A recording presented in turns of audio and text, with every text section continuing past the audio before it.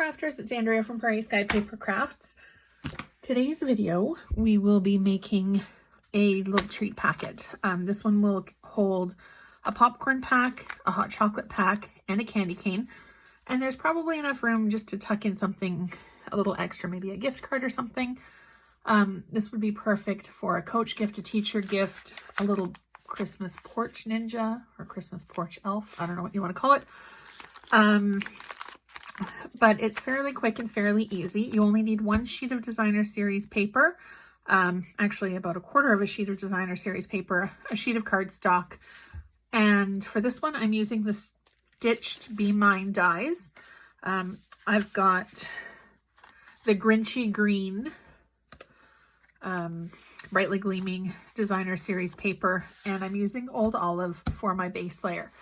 Now I've already cut my cardstock to a piece that is 11 inches wide by 6.5 high, and I've scored it all the way on both long sides at 1.5, and then for the center, for the base, I scored it at 4 7/8, and then I flipped it and scored it at 4 7/8 again, so that'll give us a 1/2 inch, or sorry, 1 1/4 inch inside seam. So 1 1/4 on both sides and 1 1/4 on the inside. Now we're just going to take our cardstock, fold it along the score lines, excuse me, and we're just going to go ahead and burnish it.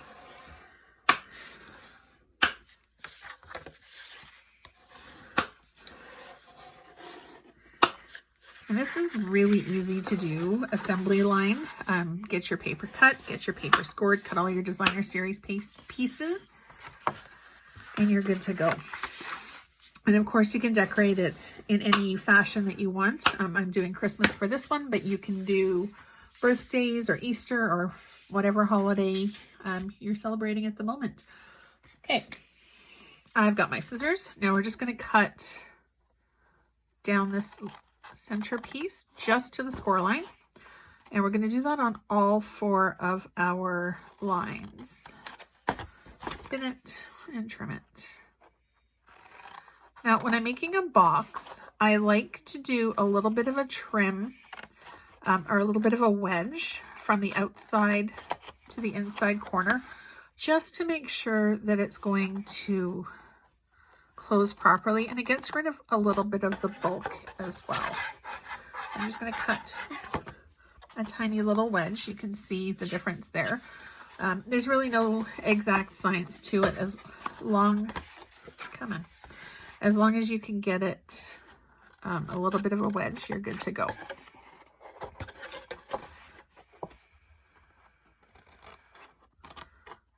Because nobody's going to see this part anyway. Okay. So our box is ready to be assembled now. You can choose to put it together flat and then, or put the paper on it flat, which is actually what I'm going to do because it is a little bit sturdier when you're dealing with a flat surface. So I've already got my designer series paper cut. I've got 2 pieces that are 4.5 inches tall by 1 inch wide, which will be going on the sides. And I've got a 3 3/4 inch by 4.5 inch piece, which will decorate the front and the back. Now I'm not too worried about decorating the bottom because nobody's really going to see it anyway. So I'm just going to grab my adhesive. I'm using the Stampin' Seal here, and I'm just going to run my tape down both sides. For this paper, there really isn't, it's not terribly directional, but I do want the holly leaves to point upward. So I'm going to decide that this is going to be the top of my box. So I'm just going to make sure that it's going to be running generally in the way that I would like it, or not generally, the way that I want it to go. I'm going to put that one on. I'm going to put this second side piece on.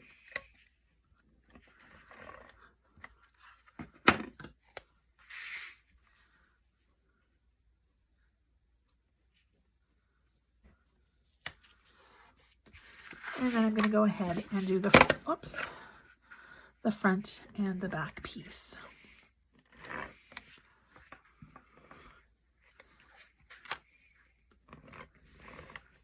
I love this Brightly Gleaming Designer Series paper. It was a carryover from last year, and I loved it so much last year. I bought quite a few packs of it, and I'm really glad to be able to use it again this year.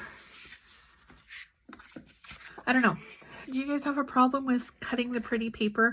I used to, and I still do sometimes, but I am getting better at it because I would much rather share the pretty paper than hoard it.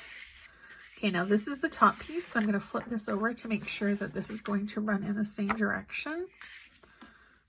And relatively centered. Okay, so that piece is done. Now I'm going to assemble my box. So this is the outside flap now because it's already got our paper on it. So what I'm going to do is put adhesive on the two side tabs and down either side, which is going to make our box nice and sturdy. Okay, so put that.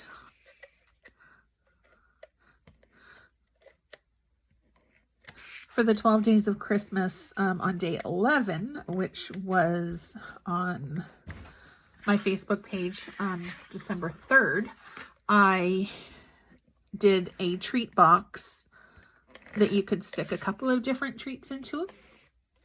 So this one is good if there's, you know, siblings in a family. Each one could get their own.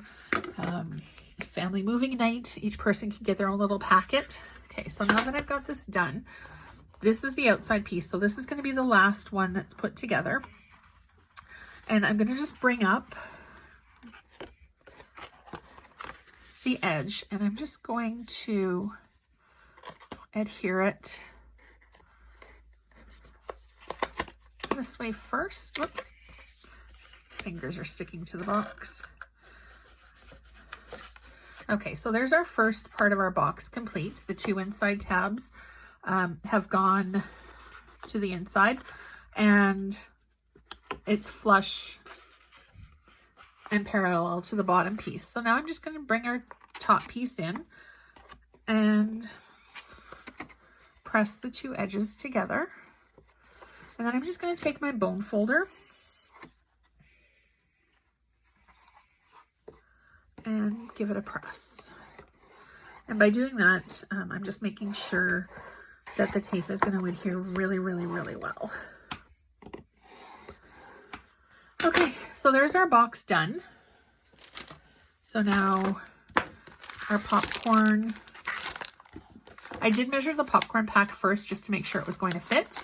Our hot chocolate and candy cane can go into it now, but I feel like it needs a little decoration. So because I used kind of a Grinchy green for this one, I'm going to go and use my Christmas Means More stamp set. And the one that I'm using is Maybe Christmas Perhaps Means a Little Bit More. And to do that, I've got some Mossy Meadow, which is the ink that I'm going to be using because I kind of want to keep it in that green theme. And I have cut my Old Olive Designer Series paper to 3.5 by 3.5, and I ran it through my embossing machine with the largest stitched die. Now it doesn't cut all the way through, which is perfect for the stamp set. I've also decided that I want to add a little bit of color, so I'm using Mossy Meadow and my Real Red Stampin' Up markers. And I'm going to add a little bit of Christmassy red, just simply by cutting out the heart from the dog punch. But our first step is going to be, of course, to stamp our sentiment. So I'm going to open it up, ink it up, and so you kind of eyeball it to the center. That looks good. And give it a push. Okay. So there we go. Maybe Christmas Perhaps Means a Little Bit More. And I really like the tone-on-tone color that it gives. So I'm just going to go ahead and color the holly leaves with my marker. There's two tips. There's the brush tip and the writing tip. And because this is a smaller area, I'm just going to use the writing tip. I'm just going to give the leaves a little bit of color. I'm not going to do it too terribly dark, and I'm not going to press too terribly hard because I still do want to see a little bit of that detail from the stamp. It looks like it's almost time to re-ink the old olive marker. Okay, and with the markers, it is better if you store them flat, just so that the ink disperses evenly from both sides. Okay, and again, I'm going to be using the writing nib just to give the holly berries a little tiny bit of red.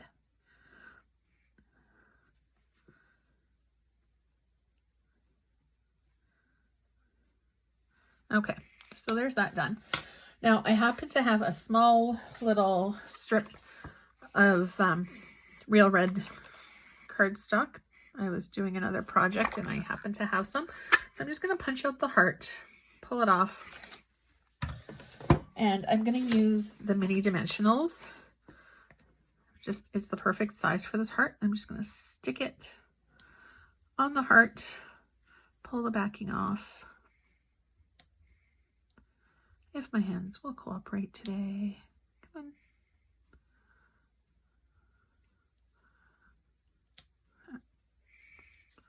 Okay, it's off. And then I'm just going to stick the heart, I think right here at the very bottom of the heart, but high enough that you can still see that it's a heart. So then we can just go ahead and, I think I might actually add a little bit of real red ribbon.